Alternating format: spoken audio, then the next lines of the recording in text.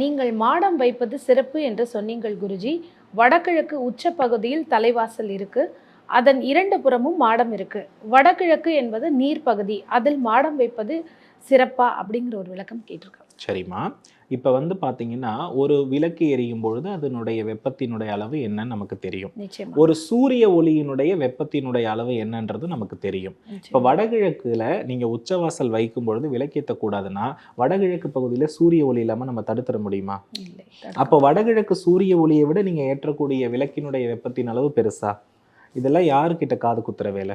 அப்ப என்ன இந்த இடத்துல நம்ம தெரிஞ்சுக்கணும்னா, ஏதோ ஒரு வகையில் வாஸ்து என்ற பெயரில் உங்களை முட்டாளாக்கி கொண்டிருக்கிறார்கள். அப்ப நல்ல ஒரு விஷயத்தை நம்ம புரிஞ்சுக்கணும். ஒரு வெப்பத்தினுடைய அளவு அப்படின்னு வரும்பொழுது, ஒரு அடுப்பு, ஒரு யாகசாலை அப்படின்னு வரும்பொழுது வெப்பத்தினுடைய அளவு அதிகம். அதை வடகிழக்கு பகுதியில தினசரி செயல்படுத்தக்கூடாது. இப்போ ஒரு விளக்குன்னு வரும்பொழுது அதனுடைய அளவு பெரிய விஷயம் கிடையாது.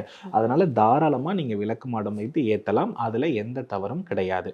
அங்க ஒரு பெரிய தண்ணீர் தொட்டி இருக்கு. அந்த தண்ணீர் தொட்டியினுடைய அளவு பெரிதா அல்லது ஒரு சிறிய சுடரினுடைய அளவு பெரிதான்னு கேட்டா எதை சொல்லுவீங்க? தண்ணீர் தொட்டி தான் அதிகம். அப்போ அந்த இடத்துல நெருப்புத்தன்மையை காட்டிலும் நீர் தத்துவம் அங்கு வலுத்திருந்து தாராளமாக நீங்க என்ன பண்ணலாம்னா தீபம் ஏற்றி வழிபாடு செய்யலாம். வடகிழக்குல சிறிய அறை அமைக்க கூடாதுன்றது மட்டும்தான் வாஸ்து வலியுறுத்துறதை தவிர விளக்கு பற்றி இந்த இடத்துல எதுவுமே நாம சொல்லலை. அதனால சிறிய அறை போட்டு விளக்கேற்றுவது பாவம். அதனால வெளியில மாடம் அமைத்து தாராளமாக ஏற்றலாம். ஒரு தவறும் கிடையாது. என்னுடைய வீடு கிழக்கு பார்த்த வீடு தான். உச்ச வாசல் தான். 2 பக்கமும் மாடம் இருக்கிறது. 2 பக்கமும் மாலை நேரத்தில் விளக்கு எரியும்.